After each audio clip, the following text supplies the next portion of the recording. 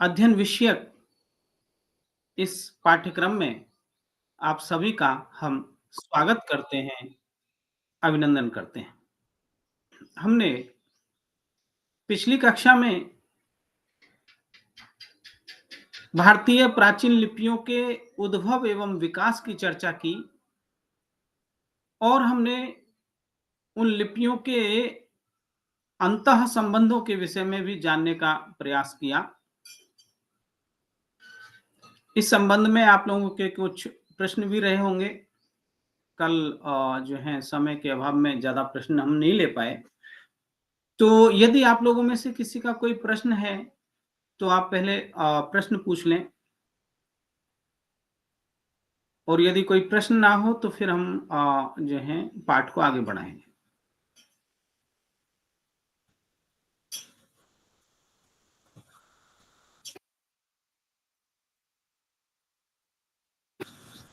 किसी का कोई प्रश्न?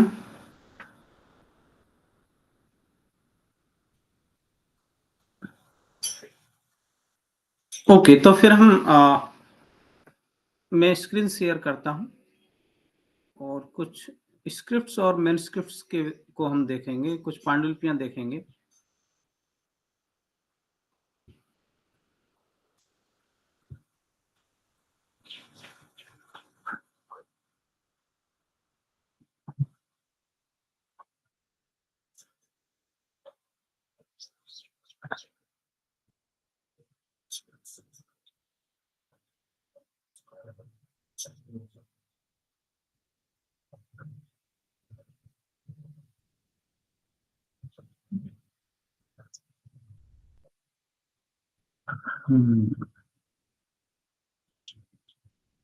इसको ड्रॉप डाउन करने पर ये दिखेगा नहीं।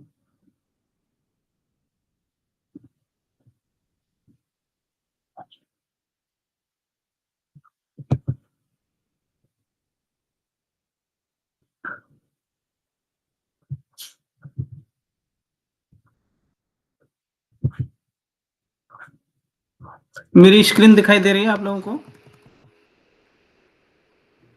जी सर। जी।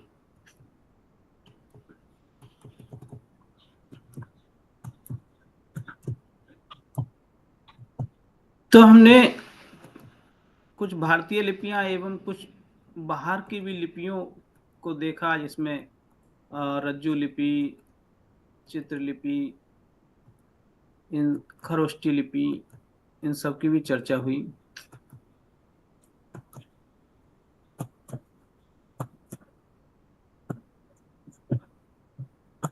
ब्राह्मी लिपि के लेखन विधान पर भी हमने चर्चा की।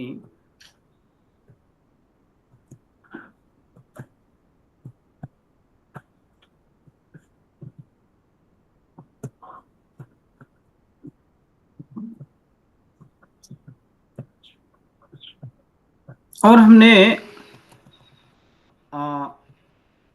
एक जो क वर्ण है उसको ब्राह्मी से लेकर के देवनागरी लिपि की यात्रा को देखा कि किस प्रकार से उसमें कुछ कुछ परिवर्तन होकर के वो जो है अभी देवनागरी में और अन्य लिपियों में कन्वर्ट हुआ। तो ब्राह्मी में शिरोरेखा नहीं थी, नागरी में और शारदा में शिरोरेखा आ गई। तो प्रारंभिक स्वरूप लगभग सेकंड सेंचुरी एडी के आसपास ही ये आया। इसकी भी हम कल चर्चा कर चुके थे। अब ये है सर्जन प्रिंसिप। जब अंग्रेजों का शासन था तो ये यहाँ जो है वायसराय के रूप में नियुक्त थे। अच्छे बड़े पुरातत्ववेत्ता रहे हैं अपने समय के। और ब्राह्मी लिपि को पुनः पढ़ने का गौरव सर्जन प्रिंसिप को प्राप्त होता है। दरअसल 5वीं 6वीं शताब्दी के बाद ब्राह्मी का लेखन पूरी तरह से बंद हो गया और इस लिपि को जानने वाले भी धीरे धीरे लुप्त हो गए, नष्ट हो गए, या थे तो जो है मतलब वो जो है दूसरी लिपियां आ गई तो उन लिपियों में काम होने लगा। और 13वीं 14वीं शताब्दी में ब्राह्मी को जानने वाला कोई नहीं रहा था। अभिलेख तो मिल रहे थे लेकिन उनको पढ़ नहीं पा रहा था कोई। दिल्ली टोपरा का जो अभिलेख है, स्तंभ लेख है, उसको फिरोज शाह तुगलक ने पढ़ने के लिए पूरे भारतवर्ष से विद्वानों को बुलाया और उसकी अभिलाषा थी कि वो उनमें क्या लिखा है इसको जाने। लेकिन कोई भी उन अभिलेखों को जो है पढ़ ना सका। अकबर बादशाह के ने भी इन अभिलेखों में क्या लिखा है जानने का काफी प्रयास किया, उसकी भी अभिलाषा रही, लेकिन वो अभिलाषा पूरी ना हो सकी। तो इससे पता चलता है कि 13वीं-14वीं शताब्दी में ब्राह्मी का चलन बिल्कुल बंद हो गया था और इसको जानने वाले लोग भी नहीं रहे थे। और कुछ रहे होंगे तो वो अपने अपने दुनिया में मस्त थे, क्योंकि ऐसी परिस्थितियां नहीं थी, उनको उस तरह का कोई राजाश्रय नहीं प्राप्त हो रहा था। और जब किसी के कार्य की कोई सराहना ना हो, कोई सपोर्ट ना मिले, तो वो जो है व्यक्ति विद्वान फिर अपनी दुनिया में फिर मस्त रहता है। तो शायद हो सकता है कुछ विद्वान रहे भी हों, तो वो जब फिरोज शाह तुगलक ने या इन्होंने अकबर बादशाह ने आह्वान किया तो वो निकल करके नहीं आए। या हो सकता है उनको डर रहा हो कि यदि बता देंगे क्या लिखा है तो ये इनको तोड़ देंगे। कुछ विद्वानों ने कहा कि आपके पूर्वजों की प्रशस्तियां लिखी हैं, तो उससे वो जो है खुश हो गए और वो स्तंभ सुरक्षित भी रहे। फिर सर्जन प्रिंसेप ने पूरे भारत के अभिलेखों को की फोटोग्राफी की, उनके अक्षरों का कलेक्शन किया, उनके चित्र लेकर के चित्रों से एक अक्षर का मिलान किया और उनकी जो है तालिकाएं बनाई, चार्ट बनाए और लगभग 10 साल मेहनत करने के बाद उनको ब्राह्मी लिपि को पढ़ने में सफलता प्राप्त हुई। और सबसे पहले उन्होंने जो है दानम शब्द पढ़ा। सांची के स्तूपों में हर सांची के स्तूप पर जो पट्टियां लगी हुई हैं, प्लेटें, पत्थर की पट्टियां, उन पर जो दान देने वाले लोगों के नाम लिखे हैं ब्राह्मी लिपि में। तो वहां से उन्होंने अनुस्वार जो है देवनागरी जैसा ही है, अनुस्वार को जाना। फिर नौ भी थोड़ा सा ही परिवर्तन है और दो दो सिर्फ उल्टा है, देवनागरी में जैसा है वैसे उसका उल्टा कर दीजिए तो ब्राह्मी का द बन जाता है। आप लोग ब्राह्मी पढ़े। तो उन अक्षरों के आधार पर उन्होंने जो है दानम पढ़ा और फिर धीरे धीरे उन्होंने सभी अभिलेखों को, मतलब ब्राह्मी लिपि की एक वर्णमाला बना दी कि ये जो स्वरूप आकृति है, ये स्वरूप इस ध्वनि का द्योतक है। इसमें उनके साथ भारतीय विद्वानों का भी बड़ा महत्वपूर्ण योगदान रहा। कई विद्वान, उनके पूरे विद्वानों की टीम के साथ वो काम कर रहे थे, क्योंकि अभिलेख जो हैं वो पाली प्राकृत में लिखे हुए थे, कुछ संस्कृत में लिखे हुए हैं। तो उस तरह के जो है भाषाविदों की आवश्यकता उनको अवश्य पड़ी होगी और ऐसे भाषाविदों ने इनका सहयोग किया और उनके सहयोग से ये काम हुआ। लेकिन नाम सिर्फ जो है सर्जन प्रिंसेप का ही आया। तो उस समय जो है उनका शासन था और अभी भी देखते हैं कि वो जो प्रमुख है, जो राजा है, वो सब करता, चाहे कोई भी हो, सैनिक लड़ करके युद्ध जीते हैं लेकिन विजय जो है राजा की गिनी जाती है। तो इन्हें ये श्रेय दिया गया है। अवश्य ही इन्होंने मेहनत की। सर्जन प्रिंसेप को ब्राह्मी लिपि को पढ़ने का जो है प्रथम बार पढ़ने का गौरव प्राप्त होता है।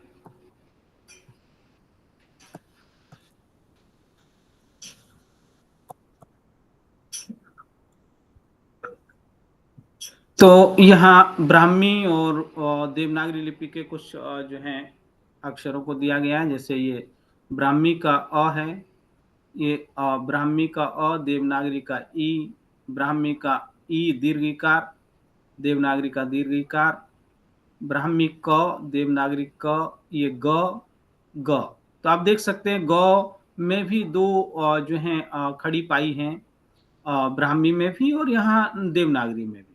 बस इन दोनों को यहाँ सर से अगर अलग कर दें और एक शिरोरेखा लगा दें, नीचे से लेफ्ट साइड से थोड़ा मोड़ दें, तो ये देवनागरी का ग हो जाएगा। ये ज का कुछ स्वरूप भी यहाँ देवनागरी में आपको दिखाई देगा। उसी प्रकार से ब्राह्मी का जो थ है वो भी देवनागरी के थ में यहाँ गोला आपको दिखाई दे रहा है। तो इस ब्राह्मी से कॉन्सेप्ट लेकर के ये देवनागरी तक का थ आया।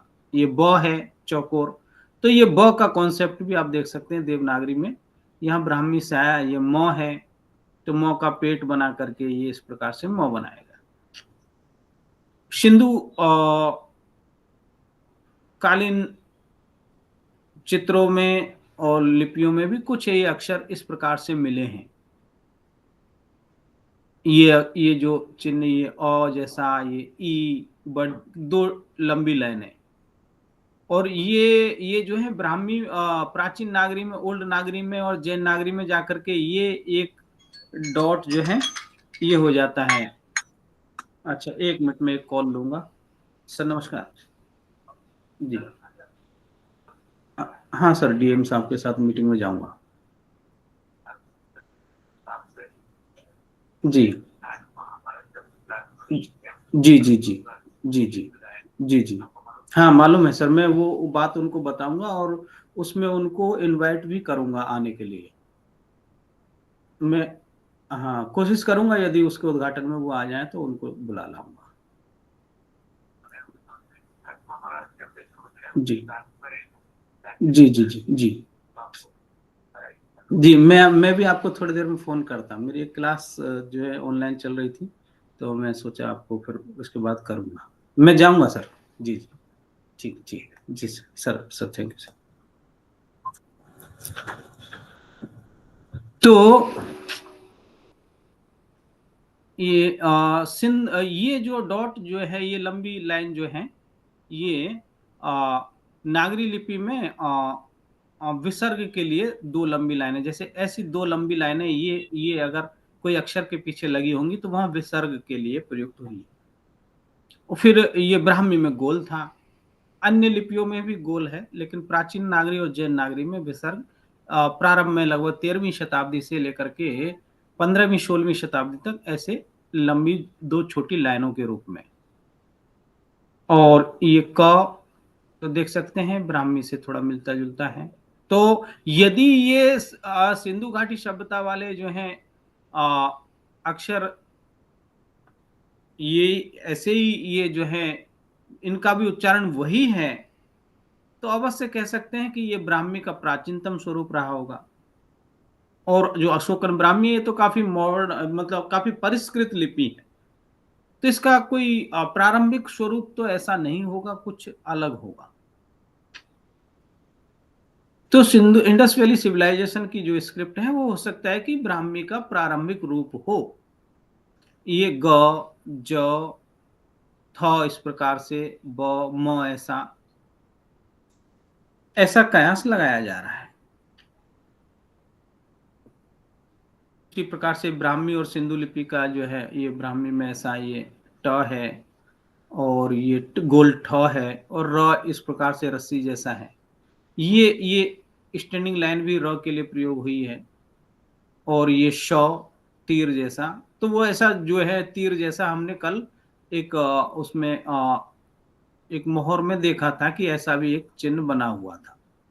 तो उसमें दो नीचे लंबी लाइनें हैं और ये इस प्रकार का, तो हो सकता है वो श हो। ओके, तो इन अक्षरों की परिकल्पना किस प्रकार से आई होगी प्रारंभ में, जब किसी ने बनाया होगा अक्षरों को, तो किस परिकल्पना के साथ बनाया होगा? तो हम ऐसा अनुमान लगाते हैं कि जैसे कि संस्कृत अक्षी शब्द से ब्राह्मी का शायद अ आया। अक्षी मतलब आंख, तो ये आंख का एक एक जो है चित्र जैसा हुआ। इसी को आधार बना करके जो है थोड़ा इस प्रकार से बनाया। फिर यहाँ ऊपर से इस सिरोरेखा को हटा करके ये सिरोरेखा लगा करके थोड़ा सीधा करके ये स्वरूप आया। और चौथा रूप में ये जो है ऊपर की सिरोरेखा हटा दी। ब्राह्मी की एक विशेषता बन गई कि उसमें सिरोरेखा नहीं होती, और इस प्रकार का अ जो है बना होगा। तो शायद अ का कॉन्सेप्ट अक्षी शब्द से लिया गया हो।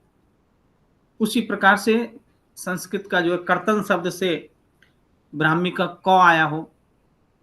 आप देख सकते हैं कर्तन के लिए मतलब वो कैंची जैसा काटना जो है, तो ये इनको इनकी जो पाई, जो खड़ी पाई और जो पड़ी पाई है, इनको सीधा करके इस प्रकार से शायद क की परिकल्पना की गई हो। उसी प्रकार से तरु से शायद आया हो, तरु वृक्ष। तो एक वृक्ष है, उसके नीचे ये जो है जड़ें हैं, तना है, जड़ें हैं, तो शायद यहाँ से त का कॉन्सेप्ट लिया गया हो। उसी प्रकार से ग शायद गगन से लिया गया हो, गगन आकाश, और वो जो है इस प्रकार से एक आकाश की ओर जो है इशारा करता हुआ एक ऐसा आकृति ग के लिए बनाई गई हो। उसी प्रकार से ह का कॉन्सेप्ट हो सकता है एक हल से लिया गया हो, क्योंकि उस समय तो भारत कृषि प्रधान देश था और सब कुछ कृषि ही प्रमुख जो है व्यवसाय था। और जो है भारत को सोने की चिड़िया भी कहा जाता था, तो इसलिए कहा जाता था कि वो उसके यहाँ जो है अनाज के भंडार थे, गोधन, पशुधन और ग्रंथ संपत्ति ये सब थी, इसलिए भारत को सोने की चिड़िया कहा जाता था। ज्ञान का जो है भंडार थे। भारत को पांडुलिपियों का देश भी कहा जाता था। हम लोग सोने की चिड़िया और विश्व गुरु दो खिताबों के विषय में तो जानते हैं, लेकिन तीसरा खिताब भारत को पांडुलिपियों का देश के नाम से भी जाना जाता था। और लोग यहाँ पांडुलिपियों की खोज में, ज्ञान की खोज में, उनको उन ग्रंथों को पढ़ने और के लिए विदेशों से पैदल चल करके आते थे, जैसे हेनसांग, फाइयान और भी कितने जो है विद्वान नालंदा, तक्षशिला, वल्लभी जैसे विद्यापीठों में वे आकर के पढ़े हैं।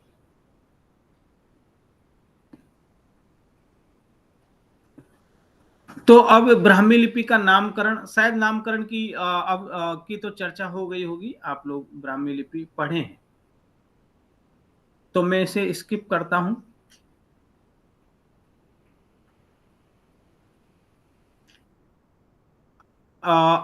तो ब्राह्मी लिपि का के कुछ अभिलेख देखते हैं। ये अशोक का 6th जो है पिलर का अभिलेख है, मेरठ से जो है प्राप्त हुआ है,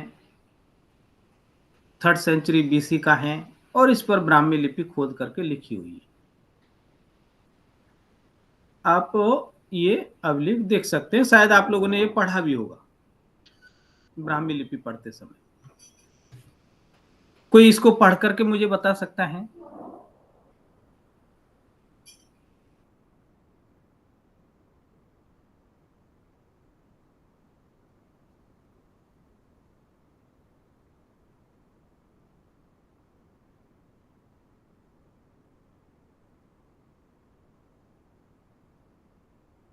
मेरी आवाज आ रही है ना आप लोगों को?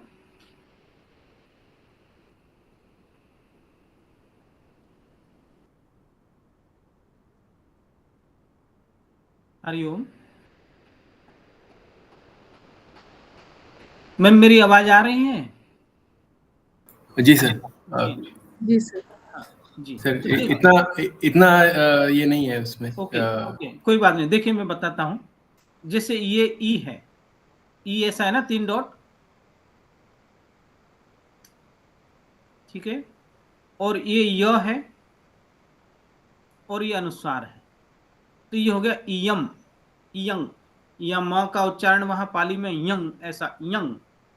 पाली प्राकृत में जैसे हमारे संस्कृत में तो इसका उच्चारण इयम, म हलंत पढ़ेंगे, लेकिन वहां हलंत्य म का उच्चारण नहीं होता, बल्कि अनुस्वार को जो है निग्रहित कहा जाता है पाली में, और इसका उच्चारण युंग जैसा होता है, यंग, यंग, यंग जैसा उच्चारण। तो ये यंग अर्थात इयम, संस्कृत में होगा इयम, ऐसा। धम्म, ये ध अनुस्वार धम्म, और लौ में ई की मात्रा, यहां ये प है इतना, और यहां ई की मात्रा, लिपि। तो इयम इयं धम्म लिपि। तो यहाँ अशोक के अभिलेख में धम्म लिपि शब्द का प्रयोग मिलता है, अर्थात धम्मलेख, धम्माभिलेख। यहाँ लिपि भी मिला आपको, धम्म शब्द भी मिला। धर्म, धर्म को जो है प्राकृत में पाली में धम्म हो जाता है। इसी प्रकार से यहाँ देख सकते हैं आप ऊपर जो है ये शायद एक अक्षर मिट गया है, शायद उ हो सकता है। तो यदि उ पढ़ते हैं तो प ग म ने, उपगमने, ऐसा प ग म ने। इससे पहले का अक्षर दिखाई नहीं दे रहा है, शायद उ जैसा लग रहा है। अगर उ होगा तो उपगमने ऐसा शब्द बनेगा। फिर है सौ में एक की मात्रा से, और ये मौ में एक की मात्रा से में।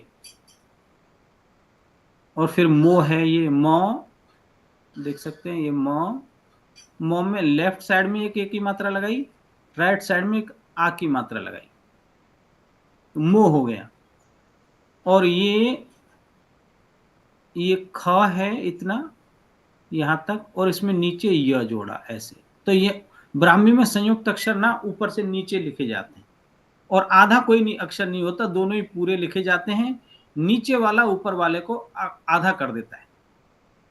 तो ये मुख्य मते, म और त में एक की मात्रा, ये आप देख सकते हैं। त अभी हमने देखा था मते, ठीक है।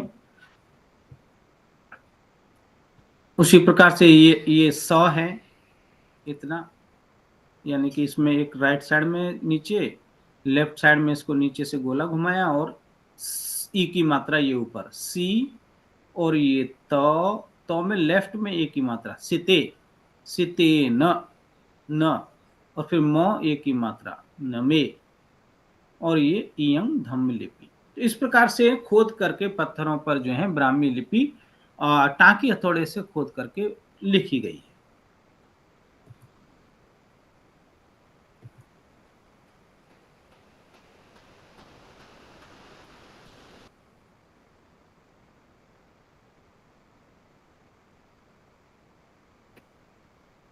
अब ब्राह्मी लिपि से किस प्रकार से अन्य लिपियां निकली, इस पर भी थोड़ी चर्चा करते हैं। तो ब्राह्मी लिपि लगभग 5वीं शताब्दी के आसपास 2 धाराओं में विभक्त होती है, उत्तरी धारा और दक्षिणी धारा। नॉर्थ और सदर्न रूप में जो है ये विभक्त होती है। और नॉर्थ रीजन की जो लिपियां अभी चलन में हैं, पांडुलिपियों में मिलती हैं, वो जो है ब्राह्मी से निकली। उसी प्रकार से दक्षिण भारत की जो लिपियां हमें प्राप्त हो रही हैं वो भी ब्राह्मी से निकली, और अपने प्रांतीय उच्चारणों के अनुसार, लेखन सामग्री के अनुसार ब्राह्मी लिपि के अक्षरों में कुछ परिवर्तन करके वो जो है लिपियां का निर्माण किया गया।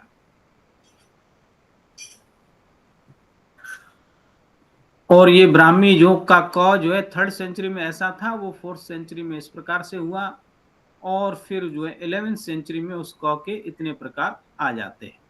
ये जो है नेवारी लिपि का क है, ये दोनों नेवारी लिपि के हैं।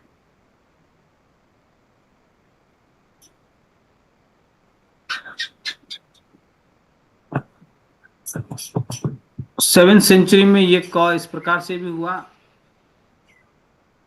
और 11th सेंचुरी में म ऐसा और क ऐसा हुआ। ठीक है, हम इनको देखेंगे। मैं ब्राह्मी के नॉर्थ और सदर्न जो हैं विभाजन, उनकी भी चर्चा करूंगा, अभी आगे आएगा। ये ब्राह्मी 3rd सेंचुरी बीसी में इस प्रकार से रही, सरल। ये शायद आपने यही पढ़ी होगी, अशोकन ब्राह्मी, अ आ ई उ, और ये ए आई ओ अनुस्वार, क ख ग घ, ये च छ, ज, झ, य, ये टा अर्धचंद्राकार और गोला कर दिया ठ, ये डा, ढ, ण। ढ जो है कई लिपियों में लगभग समान चला है, बदला नहीं है। यही यदि इसके ऊपर आप शिरोरेखा लगा देंगे तो देवनागरी लिपि का ढ हो जाएगा। आपके ग्रंथ लिपि में भी ढ का इसका थोड़ा सा आकार मिलता है, वो डब्ल्यू जैसा ढ है और लेफ्ट से गोला कर दिया, राइट से गोला कर दिया, तो ग्रंथ लिपि में हो जाता है। तो ये ढ जो है नो चेंज रहा है, कई लिपियों में ऐसा ही नागरी लिपि में भी है, शारदा में भी है। शारदा में थोड़ा सा स्वरूप इसका बदला है, देवनागरी में, जैन नागरी में, अन्य मैथिली लिपि में, नेवारी लिपि में, ये ऐसा ही नो चेंज। इसीलिए शायद वो ढा ढक्कन वाली जो कहावत है वो शायद यहां से आई हो कि ये ब्राह्मी काल से अपरिवर्तनीय है, इसको बदला नहीं। ये न है, तो ये थ, द, थ और ठ में अंतर आप देख सकते हैं, सिर्फ इतना ही है कि ठ गोला है और थ में जो है बीच में एक वही ठ बना करके बीच में बिंदी लगा दिया तो ये थ हो जाता है। ये द, अब ये द को ही उन्होंने प्रिंसिप ने पहले पढ़ा, द अनुस्वार और न, आप ये देख सकते हैं द, सिर्फ इसको राइट साइड में घुमा दीजिए, शिरोरेखा लगा दीजिए तो देवनागरी का द हो जाता है। तो देवनागरी का द से वो परिचित था, तो उसके आधार पर उन्होंने जो है इस ब्राह्मी के द को पढ़ लिया, क्योंकि ये देवनागरी से काफी मिलता जुलता है। उसी प्रकार से न, ये न है, तो आप न को भी यदि और लेफ्ट रोटेट कर देंगे और शिरोरेखा लगा देंगे तो ये देवनागरी का न बन जाएगा। अनुस्वार ये गोल है ऐसा। तो इन और आ की मात्रा को उन्होंने यहाँ जो है ये आ की मात्रा है, एक पड़ी पाई। तो इतना पढ़ने के जो है इन अक्षरों को सर्वप्रथम पढ़ करके उन्होंने दानम पढ़ा और फिर वो जो है इन अभिलेखों को डिसाइफर करने में सफल हो गए। फिर ये प, फ, चौकोर ब के इतने प्रकार आपको दो प्रकार मिल जाएंगे, ये भ, ये म, और य के दो प्रकार, र के दो तीन प्रकार, ल, ये ल में आ की मात्रा ला, और व, ये व के दो प्रकार, और श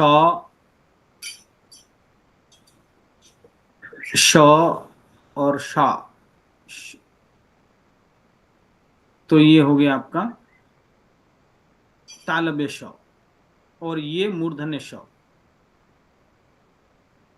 और ये ह। इसी प्रकार से ये ब्राह्मी लिपि जब 3rd सेंचुरी बीसी में ये स्वरूप था, कुषाण पीरियड में ये जो है 3rd सेंचुरी एडी अर्थात कि 600 साल के अंतराल में इसमें इसके अक्षरों में इतना परिवर्तन आ गया। अ इस प्रकार का हो गया, आ, ई, ए, क, ख, ग, घ, ये घ ऐसा हो गया, ये घ, और ये च और छ भी जो एक गोल नीचे में एक गोला आकार था ऐसा, यहां से थोड़ा घुमा करके ऐसा लिखा जाने लगा। जो लगभग ब्राह्मी जैसा रहा, यो ये ट ठ ब्राह्मी जैसे ही रहे, ड देखिए थोड़ा परिवर्तित हो गया, ढ में भी थोड़ा सा वो गोलाकार आकृति आ गई। न, अब न में आप देख सकते हैं कि ब्राह्मी का जो न था, इसके नीचे हिस्से को अर्धचंद्राकार जो है ऐसे घुमा दिया। तो में भी एक शिरोरेखा आ गई। तो 3rd सेंचुरी एडी में ब्राह्मी के अक्षरों में शिरोरेखा लगा करके लिखने का चलन आ गया और अक्षरों की आकृतियां थोड़ी गोलाकार हो गई, ये परिवर्तन हुआ।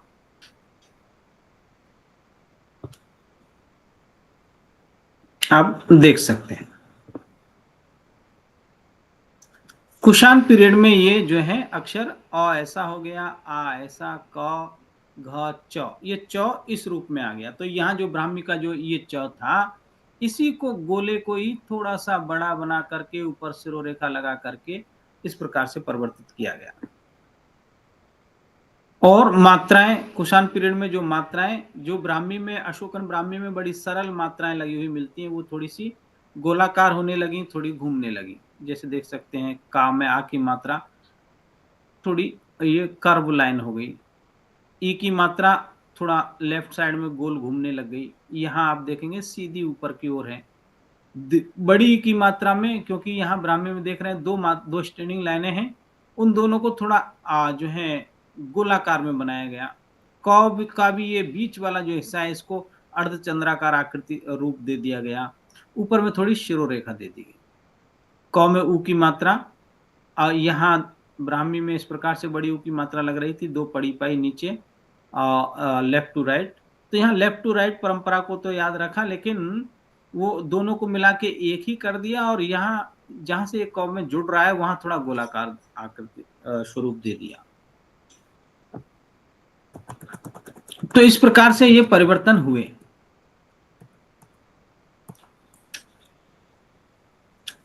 फिर गुप्त काल में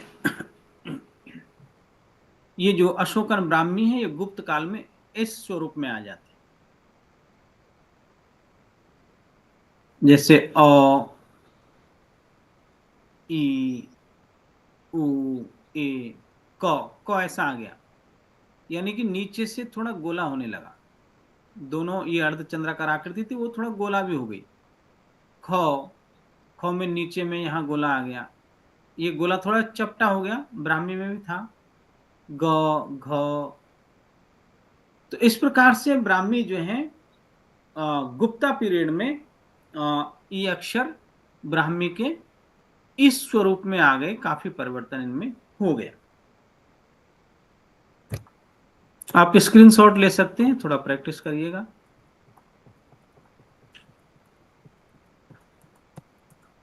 तो ब्राह्मी, अशोकन ब्राह्मी गुप्त काल में क ऐसा हो गया, न इस प्रकार का स्वरूप में आ गया, न ऐसा हो गया,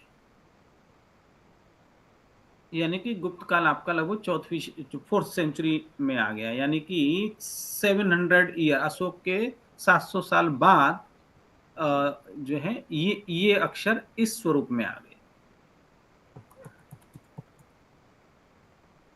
कुटिल काल, कुटिल काल में अक्षरों की आकृति और भी ब्राह्मी के अक्षरों की आकृति परिवर्तित हुई, जिसको हम कुटिल ब्राह्मी कहते हैं। और सही में ये कुटिल ब्राह्मी से ही जो है अन्य लिपियों का अक्षर जो है निकले। ये गुप्त काल तक लगभग जो है अशोकन ब्राह्मी को ही फॉलो करते हुए थोड़ा सा परिवर्तन के साथ जो है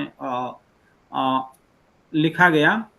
कुटिल शासन, कुटिल राजाओं के काल में जो है ये अक्षरों की आकृति और भी ज्यादा गोलाकार हो गई, कुछ अक्षर नए बन गए, और शिरोरेखा पूरी तरह से लगा करके लिखने का चलन आ गया। और इसको जो है अक्षरों की आकृति, आप जैसा नाम वैसा ही आकृति हो गई, थोड़ी अक्षरों में पूंछ लगा करके लिखने की परंपरा आ गई, कुटिलाकार अक्षर लिखने की परंपरा आ गई। तो यानी कि कुटिल राजा थे तो अक्षरों की आकृति भी कुटिल हो गई। आप देख सकते हैं ये अ, तो ये थोड़ा गोलाकार बनाया, और ये पीछे से एन जैसा जोड़ करके आ, इसमें नीचे में एक आ की मात्रा लगाई। शारदा में लगभग आ ऐसा ही है, ऊपर सिरोरेखा आ जाती है। ई के जो 3 डॉट थे, अब ऊपर वाला डॉट नीचे आकर के नीचे से जो है एक इसमें एक पूंछ जैसा लेफ्ट साइड में घुमाया गया। दीर्घ ई में 4 डॉट हैं, लेकिन नीचे वाले एक डॉट को जो है मैं थोड़ा पूंछ जैसा लगा दिया। ऊ, अब ए आई, एक ही मात्रा लगाने का विधान इस प्रकार का आ गया। देखिए वो जो है थोड़ा गगना में घूमती हुई जो है लहराती हुई मात्रा आ गई। ओ औ, कुछ अक्षरों की जो शिरोरेखाएं हैं, उन शिरोरेखा को ही थोड़ा गोलाकार या चंद्राकार रूप में लिखा गया। और उसी से मात्रा लग गई। जैसे ऊ बनाया और इसकी जो शिरोरेखा को थोड़ा ऐसा डब्ल्यू जैसा बना दिया, ऊपर में थोड़ी सी खड़ी पाई लगा दी, तो ये औ हो गया। और ओ में ये ऊपर का जो है डब्ल्यू जैसा शिरोरेखा, ये इस परंपरा को, शिरोरेखा की इस परंपरा को जो है नेवारी लिपि ने एक्सेप्ट किया। नेवारी लिपि आप देखेंगे तो उनके अक्षरों की शिरोरेखाएं इसी प्रकार से, ये देखिए ऐसे थोड़ा नीचे से एक त्रिभुजाकार होंगी। और क इस प्रकार का आ गया, ख ग घ ग, च ने ये स्वरूप ले लिया, ये ट ठ। तो आप इसका एक स्क्रीनशॉट ले लीजिए और आप इसको जो है अभ्यास करिएगा। ओके, आगे बढ़ता हूं। तो कुटिल स्क्रिप्ट में ये जैसे ब्राह्मी का अ, अशोकन ब्राह्मी आ, और कुटिल में अ ऐसा, अ में आ की मात्रा लगा के, इस प्रकार से हमने अभी चार्ट में देखा था। उसी प्रकार से क, ये जो सरल क था ये स्वरूप में आ गया।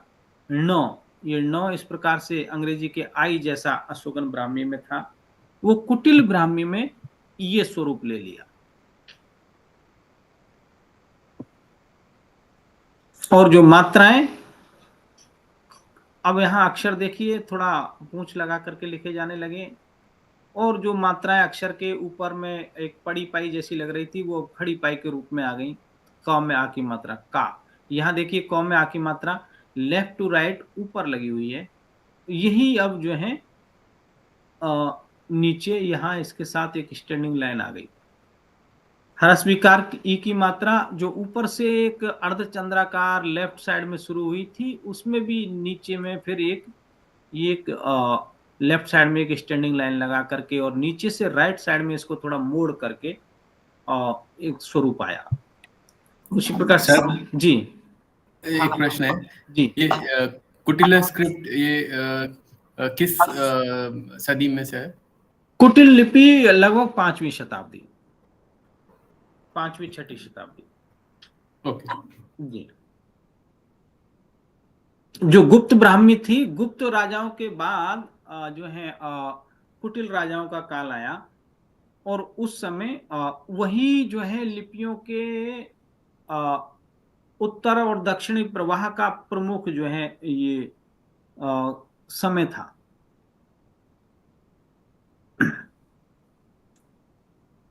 तो इस प्रकार से आप देख सकते हैं कि ब्राह्मी, यहां हमने ब्राह्मी, गुप्त काल की ब्राह्मी, ये अशोकन ब्राह्मी सबसे पहले, फिर गुप्ता ब्राह्मी, फिर कुटिल ब्राह्मी, और फिर आती है आपकी ये सिद्धम स्क्रिप्ट, सिद्ध मातृका जिसमें बोलते हैं। तो सिद्ध मातृका में और भी अक्षरों के जो है स्वरूप थोड़े से परिवर्तित हुए, ये सिद्धम लिपि।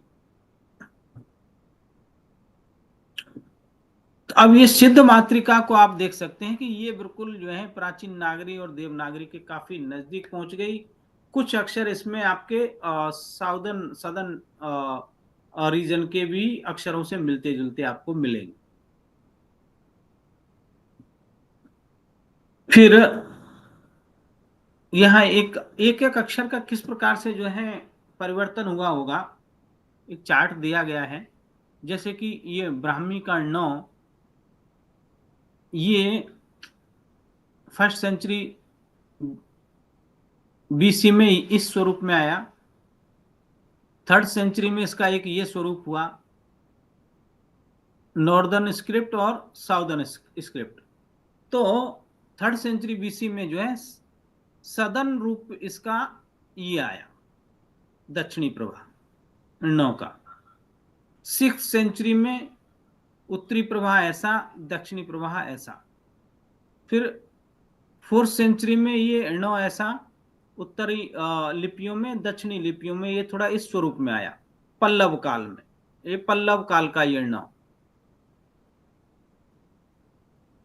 तो लगभग 8वीं-9वीं शताब्दी के आसपास ये इस प्रकार से आया।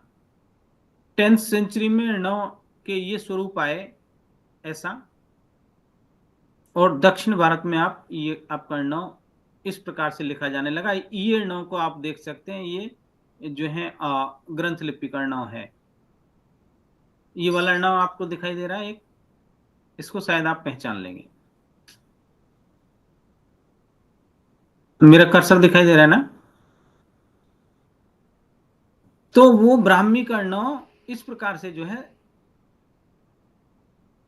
दक्षिणी लिपियों में, दक्षिण भारत की लिपियों में इस प्रकार से हुआ, और 12th सेंचुरी में ये और थोड़ा सा स्पष्ट करके लिखा गया, ऐसा ण हो गया।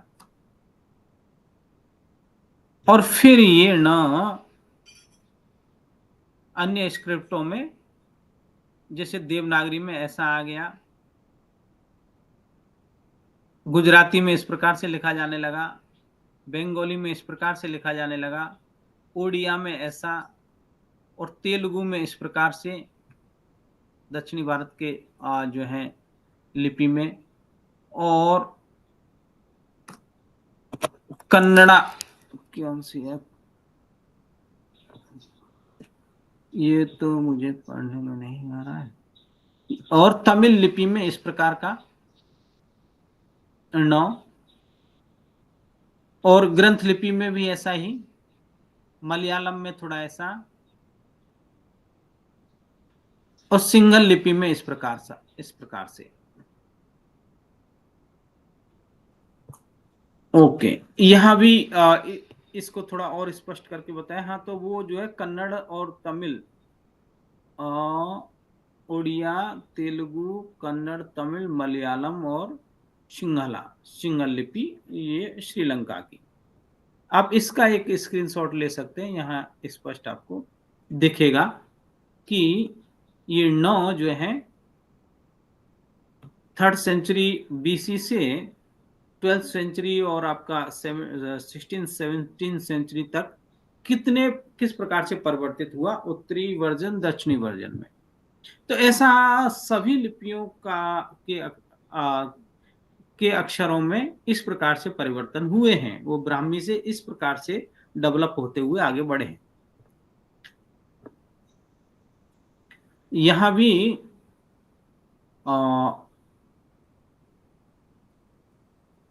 ब्राह्मी के अक्षरों का विकास यात्रा बताई गई है century wise. 3rd century BC में कैसा था, क जो ऐसा था, मो ऐसा था, र ऐसा, स ऐसा, अ ऐसा, और फिर ये 2nd सेंचुरी में इस प्रकार से हुआ। 4th सेंचुरी में इनके ये स्वरूप आए। 600 में, 6ठी शताब्दी में इस प्रकार से ये स्वरूप आता है। 8वीं शताब्दी में ये अक्षर ऐसे बनते हैं। 9th सेंचुरी में इस प्रकार से आए, ये मो ऐसा हो गया। 11th सेंचुरी में ये स्वरूप आया, इस प्रकार का आ गया, और 13th सेंचुरी में ये इस प्रकार से भी लिखा गया। तो इस प्रकार से वो शताब्दी वाइज उसके स्वरूप अक्षरों के परिवर्तित हुए। तो आप देख सकते हैं कि जो उत्तर दक्षिणी जो प्रवाह हैं उसको इस चार्ट से समझ सकते हैं। जैसे ब्राह्मी का जो 5th सेंचुरी में बीसी का यहाँ जो है तक हम जा सकते हैं कि शायद बुद्ध के काल में भी रही हो, तो वहां से अशोक के काल तक जो है ब्राह्मी चली, और ये गुप्त काल में और विशेष रूप से जो कुटिल राजाओं के समय में इसमें जो नॉर्थ इंडियन ग्रुप और साउथ इंडियन ग्रुप की स्क्रिप्ट्स जो हैं इससे डेवलप होती हैं, और उसी में एक जो है 4th सेंचुरी में वट्टे लुत्तु लिपि भी ब्राह्मी से जो है सदर्न ग्रुप में निकल करके आती है, जिससे फिर जो है 8वीं सेंचुरी के आसपास जो है तमिल लिपि निकल करके आती है, और उससे फिर मलयालम निकल करके आती है। और इधर में ये 5th सेंचुरी के आसपास ही जो सदर्न ग्रुप है उसमें ग्रंथ लिपि का विकास होता है। और ये ग्रंथ लिपि और जो है बट्टेलित्तु और तमिल, इनसे मिलकर के ये जो है एक मलयालम लिपि बनती है 13th सेंचुरी की। और 5th सेंचुरी के आसपास ही कदम्ब लिपि, फिर ओल्ड कन्नड़ा लिपि 10th सेंचुरी के आसपास निकल करके आती है। और उससे फिर 14th 15th सेंचुरी में आपका जो है कन्नड़ा लिपि, तेलुगु लिपि, जो अभी की जो परिष्कृत लिपियां हैं उनका विकास होता है। तो इस प्रकार से दक्षिण भारत की लिपियां विकसित होती हैं। उसी प्रकार से उत्तर भारत की लिपियों में आप देखेंगे कि जो कुषाण राजाओं के समय में 3rd सेंचुरी में कुषाण ब्राह्मी, और उसी समय 3rd 4th सेंचुरी में गुप्त राजाओं के समय में गुप्ता ब्राह्मी। हमने उसके अक्षर अभी इससे ऊपर देखे थे। और इन कुषाण और गुप्ता ब्राह्मियों से ही जो है लगभग 8th सेंचुरी के आसपास शारदा लिपि निकल करके आती है। शारदा लिपि का चलन विशेष रूप से कश्मीर और जो है कश्मीर से ऊपर का जो क्षेत्र है खोतान तक रहा। और एक लिपि निकलती है सिद्ध मातृका 6th सेंचुरी के आसपास, वो भी गुप्त लिपि से ही, गुप्ता ब्राह्मी से जो है उसका उदय होता है। और सिद्ध मातृका से लगभग 8वीं शताब्दी के आसपास नागरी लिपि का विकास होता है। इधर शारदा लिपि से, और ये शारदा और नागरी लगभग समकालीन है, लेकिन देखेंगे शारदा आप देख रहे हैं ऊपर में है, नागरी थोड़ा नीचे में है इधर। तो और लेकिन समय दोनों का समान है। तो शारदा, वो नागरी लिपि को हम शारदा लिपि की बड़ी बहन कहेंगे। शारदा लिपि पहले, उस शारदा से फिर ये नागरी लिपि, मतलब कई अक्षर जो हैं साम्य हैं, लेखन परंपरा में भी काफी साम्य है, लेकिन थोड़ा सा पहले की शारदा है, उसके बाद का डेवलप नागरी का है। और शारदा से जो है टाकरी लिपि निकलती है, पहाड़ी जो लिपियां हैं वो शारदा से निकली हैं। ब्राह्मी के बाद यदि सर्वाधिक लिपियों की जननी होने का किसी दूसरी लिपि को गौरव है तो वो शारदा है। तो शारदा से टाकरी निकलती है, लांदा लिपि निकलती है, डोगरी लिपि निकलती है जो कश्मीर की अभी लिपि है। गुरुमुखी 16th सेंचुरी के आसपास जो है शारदा से ही कॉन्सेप्ट लेकर के लिखी जाती है। और इन शारदा और नागरी लिपियों से फिर जो है 11th सेंचुरी के आसपास नंदी नागरी निकल करके आती है। नंदी नागरी वैसे साउथ सदर्न ग्रुप की है और दक्षिण भारत की लिपि है। उत्तर भारत की में जैसे नागरी थी, और जब नागरी का चलन सब जगह हो गया और इतनी वैज्ञानिक लिपि थी कि सबसे ज्यादा पांडुलिपियां आज भारत के भंडारों में यदि किसी लिपि की मिलती हैं तो वो नागरी लिपि की ही है।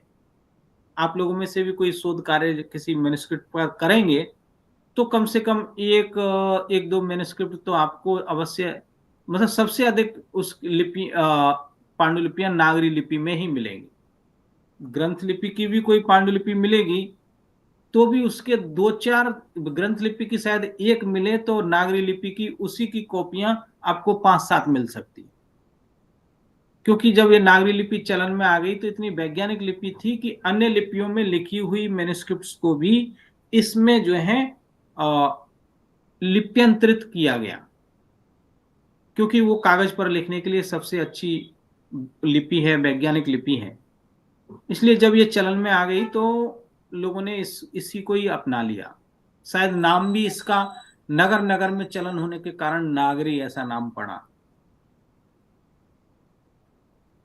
और शारदा नाम जो है नामकरण पड़ा कि वो शारदा देश की स्क्रिप्ट होने के कारण, अर्थात कश्मीर में भोजपत्र पत्र पर लिखने के लिए सबसे उपयोगी लिपि है।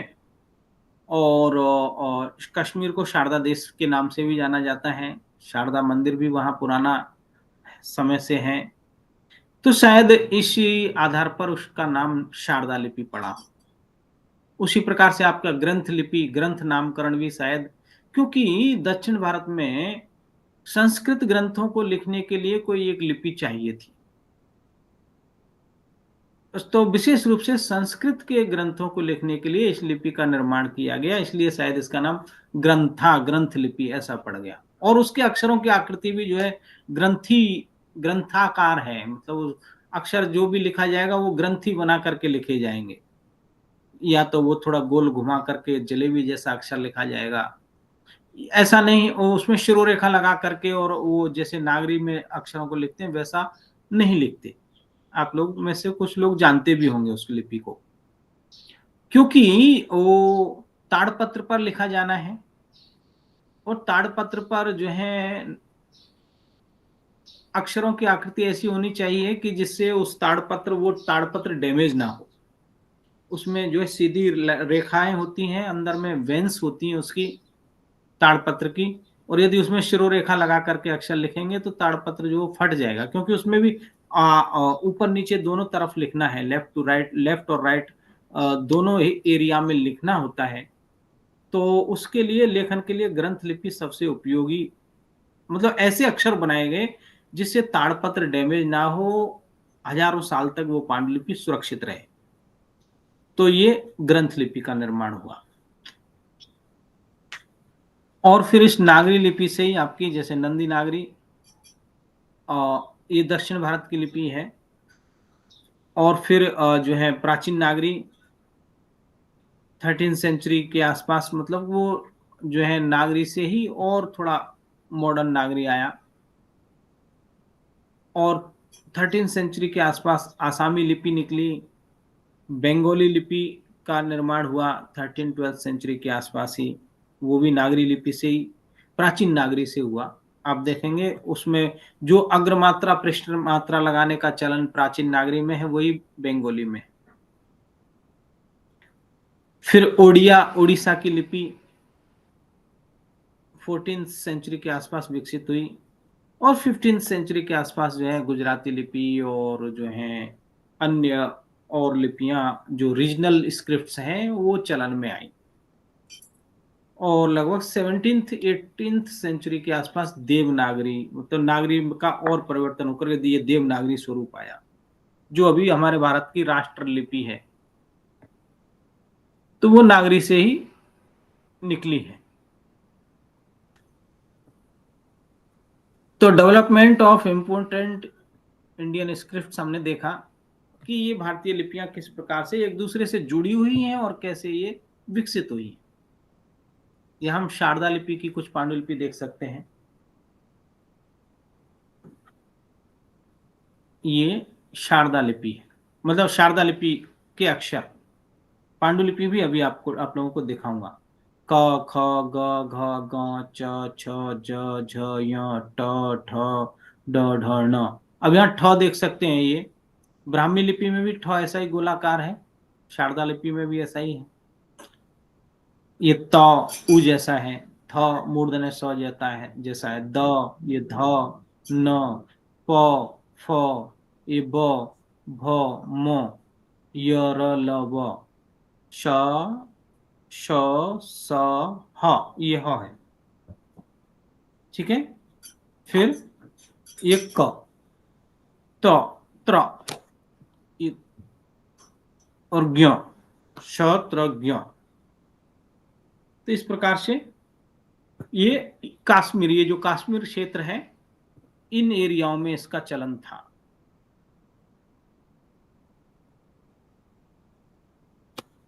ओके। आप शारदा लिपि बद्ध एक पांडुलिपि देख सकते हैं। शारदा लिपि दरअसल इसको स्थूलाक्षरी लिपि कहा जाता है। इसके अक्षर मोटे होते हैं और कलम से भूर्ज पत्रों पर लिखने के लिए सबसे उपयोगी लिपि है। और लगभग 12वीं-13वीं शताब्दी में कश्मीर का जो राजकीय कामकाज भी, अर्थात स्टेट वर्क भी जो है इसी लिपि में होता था। इसी लिपि, ये राजलिपि थी कश्मीर की। तो इसको स्थूलाक्षरी भी कहा जाता है क्योंकि इसके अक्षर मोटे होते हैं। और आप एक पांडुलिपि देख सकते हैं, इसके जो पांडुलिपि में के जो ये जो मार्जिन हाशिया है उसमें जो ये चित्र बने हुए हैं, ये जो कलाकारी की गई है, ये सब जो है ये रंग जो हैं फूलों से, पत्तियों से, और मतलब नेचुरल कलर है। आप देख सकते हैं कितने सुंदर कलर हैं। कुछ गोल्डन इंक का भी इसमें प्रयोग हुआ है। इस बॉर्डर में यहाँ गोल्डन जो है जो है इंक का प्रयोग हुआ है। यहाँ इन इन इन चित्रकारियों में भी जो है सोने की स्याही का प्रयोग हुआ है। तो इससे हमारे राष्ट्र का वैभव पता चलता है कि हम लोग ग्रंथ भी जो है सोने की स्याही बना करके लिख देते थे। तो भारत सोने की चिड़िया था, तो जो है वो उसका सोने का जो है कोई ये नहीं है कि वो तिजोरियों में रखना, वो उसका सदुपयोग करते थे। और समृद्ध, इससे समृद्धि का पता चलता है कि हम सोने की स्याही से हमारे यहाँ लोग लिखते थे। यहाँ ये जैसे ओम स्वस्ति श्री गणेशाय नमः लिखा हुआ है, श्री गणेशाय नमः, यहाँ ओम लिख रहा है, ये ओम। आप इसका एक स्क्रीनशॉट ले सकते हैं। फिर आती है ग्रंथ लिपि। ये ग्रंथ लिपि है जैसा, तो आप देखेंगे ग्रंथ लिपि में शिरोरेखा नहीं है, अक्षरों की आकृति थोड़ी गोलाकार है, ग्रंथि जैसी है, जैसे क ख ग घ ग च छ ज झ य ट ठ ड ढ ण त थ द ध न प फ ब भ म य र ल व श, और तालव्य श, मूर्धन्य श, दंत्य स और ह। तो इस प्रकार से ये आपकी ग्रंथ लिपि हुई। ग्रंथ लिपि का भी एक पांडुलिपि हम लोग देख सकते हैं। ग्रंथ लिपि ताड़पत्रों पर लिखने के लिए सबसे उपयोगी लिपि है, और ताड़पत्रों पर दोनों ओर खोद करके स्टाइलस से लिखा जाता है। पांडुलिपियां लिखी हुई मिलती हैं। आप ये एक ताड़पत्र है, आप जो है ग्रंथ लिपिबद्ध ताड़पत्र है। तो इस प्रकार से ये लिखा गया है। जैसे ये है अष्ट, अ मूर्धन्य श और ट, अष्ट म अनुसार ग मंगलम, अष्टमंगलम। ये प है पंचायुधम, अष्टमंगल पंचायुध। यहां भी लिखा है ये अष्टमंगलानि।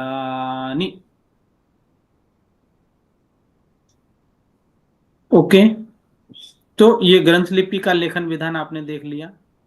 ताड़पत्रों पर लिखने के लिए सबसे महत्वपूर्ण उपयोगी लिपि है, खोद करके लिखी जाती है। ये भी एक जो है आप देख सकते हैं। और ताड़पत्रों को बीच में छेद करके उनमें रस्सी प्रो करके जो है उनको सुरक्षित रखने की परंपरा रही है, क्योंकि यही एक प्राचीन भारत का प्राचीनतम जो है बुक बाइंडिंग प्रोसेस था। पुस्तक बाइंडिंग, भारत का प्राचीनतम पुस्तक बाइंडिंग प्रक्रिया प्रोसेस जो है ताड़पत्रों में हमें आपको देखने को मिलेगी। और यहाँ यहाँ राइट साइड में ये पेज नंबर लिखा हुआ है। तो ग्रंथ लिपि के जो संख्या है वो भी उसके जो है अक्षरों से ही ज्यादातर संख्याओं का निर्माण हुआ है। तो यहाँ देख सकते हैं ये प्रथम, ये प्रथम कांडम, उसी प्रकार से द्वितीय कांडम, तृतीय कांडम, इस प्रकार से ये लिखा हुआ है।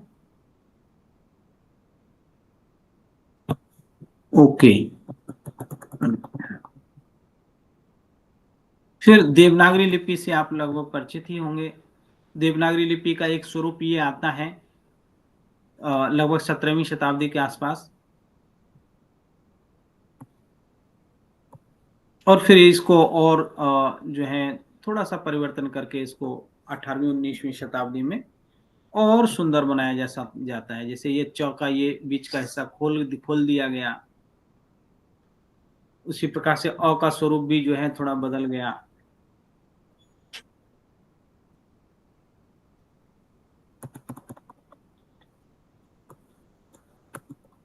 एक नागरी लिपिबद्ध हम पांडुलिपि देखते हैं। ये लगभग 12वीं शताब्दी की पांडुलिपि है। प्राचीन नागरी लिपि चित्रित पांडुलिपि है, चित्रित ताड़पत्रीय पांडुलिपि।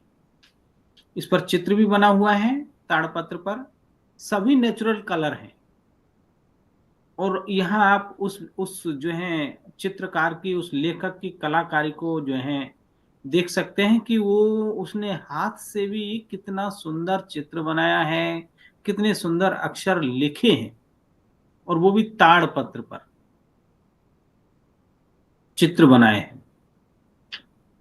तो यहाँ पे अक्षरों को खोद करके नहीं लिखा गया, बल्कि कलम से स्याही के द्वारा लिखा गया है, ये इसकी विशेषता है। तो ताड़पत्रों पर ज्यादातर आपने जो है ग्रंथ लिपि या दक्षिण भारत की लिपियां स्टाइलस से खोद करके लिखी हुई पांडुलिपियां देखी होंगी।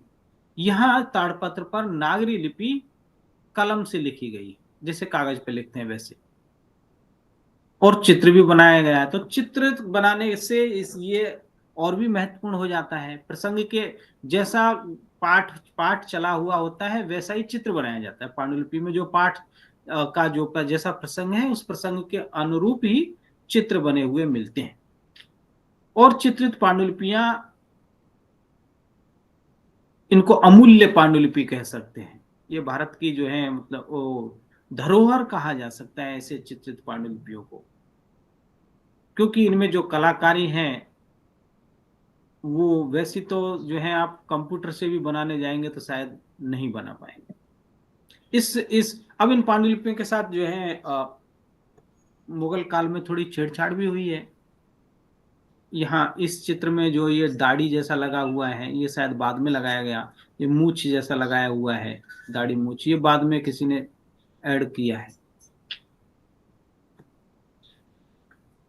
तो ये प्राचीन नागरी लिपि, यहाँ लिखा है जैसे यति दिनचर्या समाप्ता, ग्रंथ का नाम है यति दिनचर्या।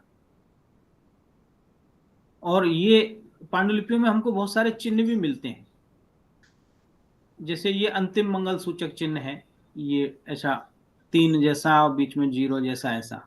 ये 6 जैसा मतलब कोई अध्याय समाप्ति सूचक चिन्ह है, अगर ऐसा लिखा हो या ऐसा चिन्ह बना हो तो पता चल जाता है ग्रंथ यहाँ पूरा हो गया।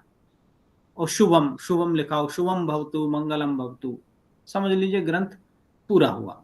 और अंत में ग्रंथ का नाम भी लिख देते थे, तो यहाँ लिख दिया विरचिता गाथा जैना दिनचर्या गाथा एवं विरचिता यति दिनचर्या। तो ग्रंथ का नाम, ये यति शब्द इधर है, दिनचर्या इधर है। इसको बीच में ऐसा नहीं है कि ऊपर की पहले लेफ्ट साइड का पहली लाइन पढ़ी, फिर दूसरी, फिर तीसरी, फिर सेकंड वाले में गए, ऐसा नहीं। आपको लेफ्ट टू राइट पूरा जाना है, भले बीच में चित्र है। एक लाइन यहां जाकर के पूरी होगी। ये जो चिन्ह है, ये योजक चिन्ह है, जो आजकल हम आड़ी लाइन एक डैश लगाते हैं। पहला डैश का चिन्ह ऐसे था, इस प्रकार का, ये भी डैश है, इसको योजक चिन्ह कहते हैं। अर्थात ये बता रहा है कि आप सीधे इस पंक्ति को आगे पढ़िए। ओके, तो एक चित्रित नागरी लिपिबद्ध पांडुलिपि भी हमने देख ली। दूसरी और एक ताड़पत्र पर जो है नागरी लिपिबद्ध चित्रित पांडुलिपि हमको प्राप्त हुई। ये पांडुलिपियां जो है राष्ट्र का गौरव हैं, ये भारतीय समृद्धि का द्योतक हैं, और इन्हीं के बल पर भारत जो है विश्व गुरु था, राष्ट्र गुरु था। आज भी भारत में लगभग 1 करोड़ के करीब पांडुलिपियां हैं, जो शायद दुनिया के किसी देश के पास नहीं।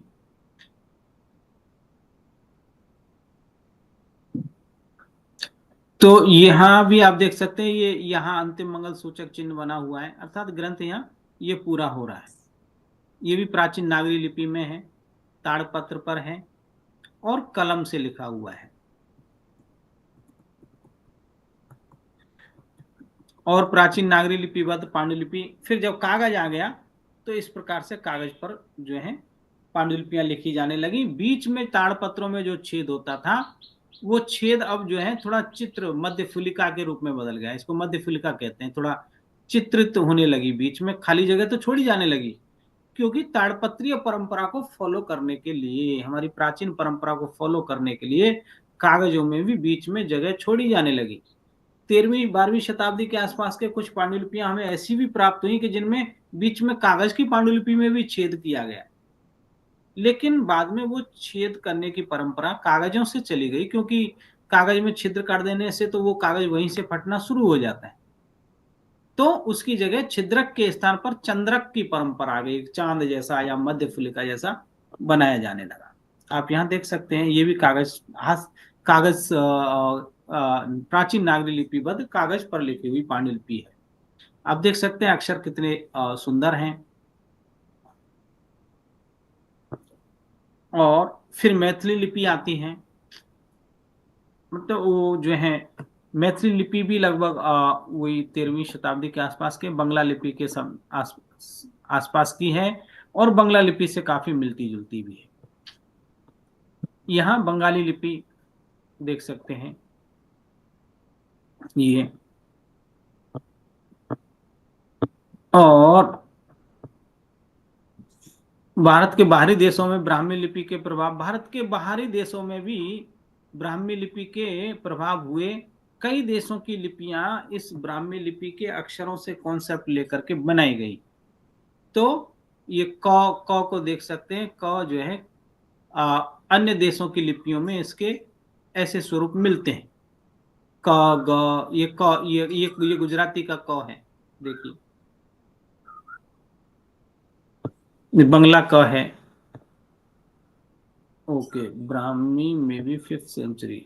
तो हमने ब्राह्मी लिपि के नॉर्थ इंडियन और सदर्न इंडियन जो है परिवर्तनों को देख लिया, और इससे ये कौन कौन सी लिपियां जो है कैसे निश्रित हुई ये भी हमने देखा। नेवारी लिपि 9th सेंचुरी में ये नेपाल में चलन में रही। नेवारी लिपि की पांडुलिपियां ज्यादातर नेपाल में मिलती हैं। तो ये सिद्ध मातृका और नेवारी लिपियों से कुछ लिपियां निकली, जैसे नेवारी, रंजना लिपि और भुजीमूल लिपि, भुजीमूल, गोलमूल, कुमूल, क्यूमूल और पंचमूल, हीमूल और लितुमूल, ये पहाड़ी लिपियां हैं। तो ये भी जो है इसे शारदा से और ये नेवारी से सिद्धम से जो है इन कॉन्सेप्ट लेकर के लिखी गई। तो यहाँ आप एक रंजना लिपि देख सकते। रंजना लिपि को ऑर्नामेंटल स्क्रिप्ट कहा जाता है। इसके अक्षर जो हैं बड़े ही मतलब सजावट वाले हैं। और आप देख सकते हैं रंजना लिपि में कुछ ये लिखा हुआ है यहाँ, तो आप देखेंगे वो जो है सजा करके लिखा हुआ आपको दिखेगा। विशेष रूप से बुद्धिस्ट जो स्तूप होते हैं, टेम्पल्स होते हैं, वहां पे रंजना लिपि में कुछ ना कुछ लिखा होता है। बुद्धिस्ट परंपरा में इसका चलन रहा। और इधर पहाड़ी जो लद्दाख एरिया है वहां भी, जैसे आप देख सकते हैं रंजना लिपि में, रंजना लिपि को जो में इस प्रकार से भी मतलब कई सारे अक्षरों को एक दूसरे अक्षर में घुसा करके उसके साथ जोड़ करके जो बीज मंत्र जैसे बनाए जाते हैं, वैसे भी लिखने की परंपरा रही। इसमें कई अक्षर है, इसमें ह है, इसमें म है, इसमें व है, इसमें य है, इसमें र है, इसमें ई है। तो इस प्रकार से ये और देख सकते हैं अक्षर लिखे गए रंजना लिपि में, जैसे ह, छ, म, ल, व, र, य। ये अनुस्वार को भी आप देख सकते हैं में एक मंदिर की ध्वजा जैसा बनाया। तो इस प्रकार से कूटाक्षर लिखने की भी जो है परंपरा हमारे यहाँ मिलती है। जैसा कि बताया गया था कि वही चाणक्य ने कहा कि जो मंत्री हैं मंत्री परिषद में, कि उनको वो जो है मंत्री जो है जो गुप्तचर हैं वो कूट लिपियों के भी जानकार हों। तो इस प्रकार से कूटाक्षर लिपि का चलन हुआ मंत्र वगैरह लिखने के लिए भी। उसी प्रकार से ये तिब्बत की स्क्रिप्ट है, तिब्बतन। सिंगल लिपि, थाई स्क्रिप्ट और खमेर की स्क्रिप्ट, लाओस की स्क्रिप्ट और सुमात्रा की लिपि, अक्षर बाली एंड अहंकारा का लिपि। भारत की प्रमुख लिपियां हम लोग देख ही लिए। और ये कुछ अक्षरों का डेवलपमेंट किस प्रकार से आप देख सकते हैं। अ के कितने स्वरूप यहाँ, ये ब्राह्मी से अ देवनागरी तक इस प्रकार के इतने परिवर्तनों के साथ पहुंचा। ई एस इतने परिवर्तनों के साथ देवनागरी में यहाँ आया। ग यहां से शुरू होता है और ये परिवर्तित होते हुए विकसित होते होते इस स्वरूप में आता है देवनागरी में। तो यहाँ कुछ अक्षरों का ब्राह्मी से देवनागरी तक का डेवलपमेंट बताया गया है। तो मुझे लगता है कि आप जो है इसको पढ़ेंगे, अच्छे से देखेंगे, और यदि किसी का कोई प्रश्न है तो आप प्रश्न पूछ लीजिए। और अगली कक्षा में आप कौन सी लिपि पढ़ना चाहेंगे मुझे ये भी बता दीजिए, तो नेक्स्ट क्लास में हम कोई लिपि शुरू करेंगे। हमने लिपियों का अंतर संबंध, लिपियों का उद्भव, विकास और विविध लिपियों के थोड़ा स्वरूप को यहाँ देखा है।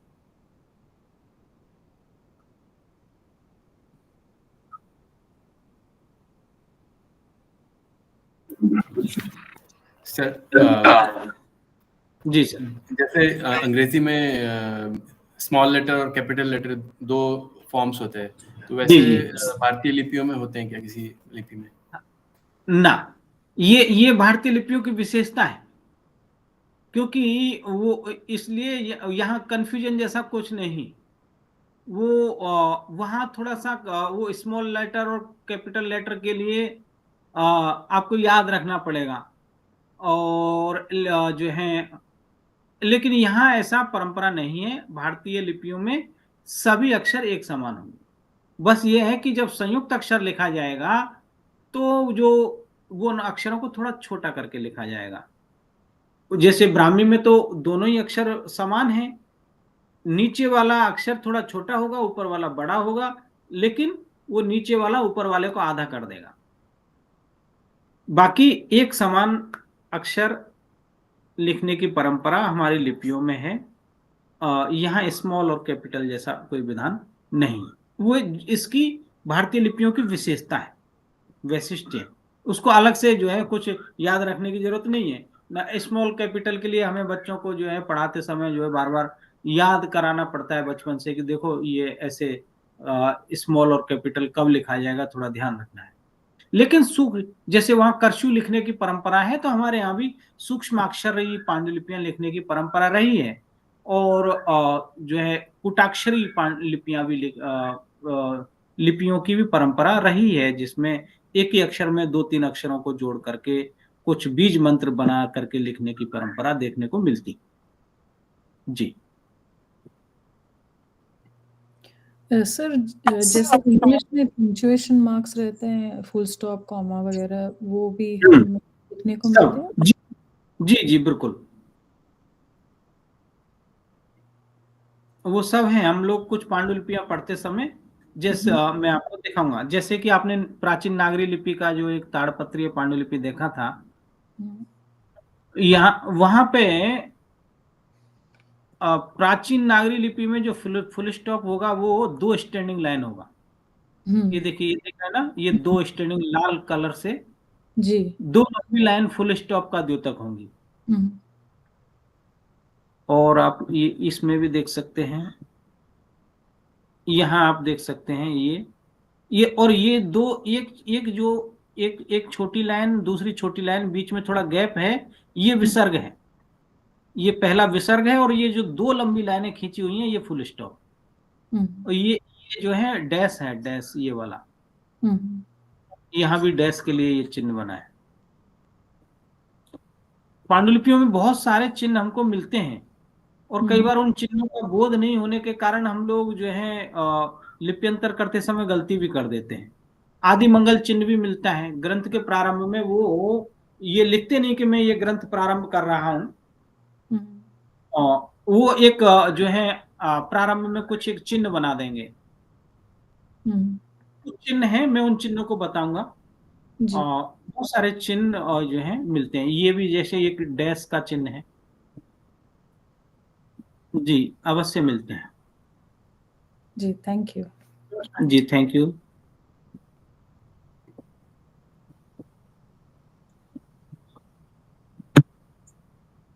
तो नेक्स्ट क्लास में आप कौन सी लिपि पढ़ना चाहेंगे, नागरी लिपि अथवा ग्रंथ लिपि?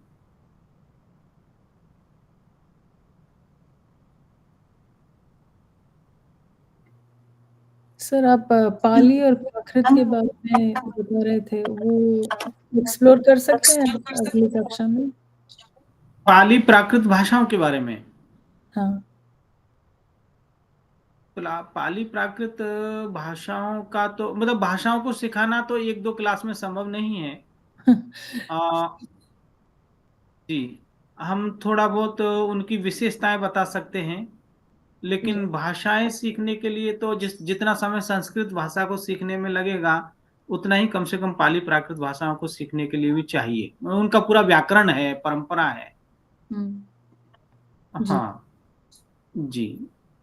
तो भाषा के लिए तो फिर अलग से कोई एक कोर्स और डिजाइन हो तो अच्छा रहेगा। हम्म,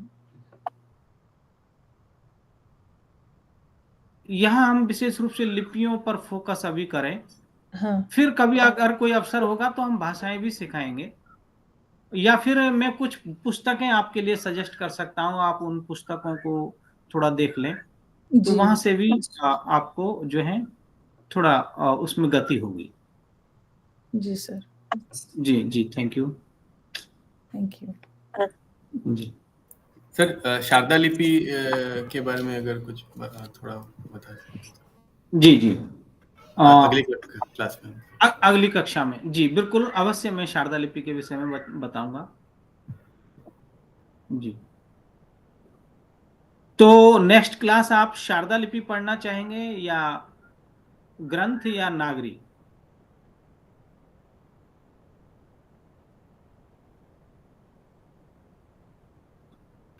तीनों में से मेरे कोई हिसाब भी से एक। जी, अच्छा। तो देखिए, शारदा लिपि को सीखने के लिए ना, यदि आप नागरी लिपि सीख लेंगे तो थोड़ा शारदा लिपि को सीखने में आपको सुविधा रहेगी, क्योंकि शारदा थोड़ी कठिन है। और मुझे लग रहा है कि हम ये या तो ग्रंथ या नागरी लिपि शुरू करते हैं, फिर समय रहा तो हम शारदा लिपि भी पढ़ेंगे। जी सर, ओके। जी, ओके। तो आज इतना ही रखते हैं। आप सभी का खूब खूब आभार, धन्यवाद। Thank you sir. जी, thank you. Thank you sir. धन्यवाद सर, जी थैंक यू, नमस्ते। जी, धन्यवाद। नमस्ते जी।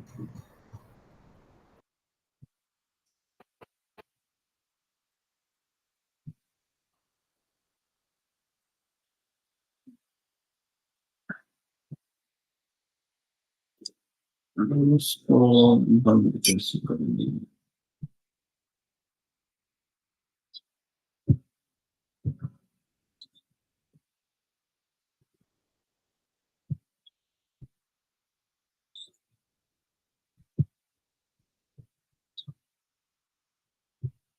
मुझे लगता है मैं यहाँ से इसको बंद नहीं कर पाऊंगा। आप मैम उधर से बंद कर दीजिएगा, क्योंकि मुझे टास्क बार में दिख नहीं रहा है।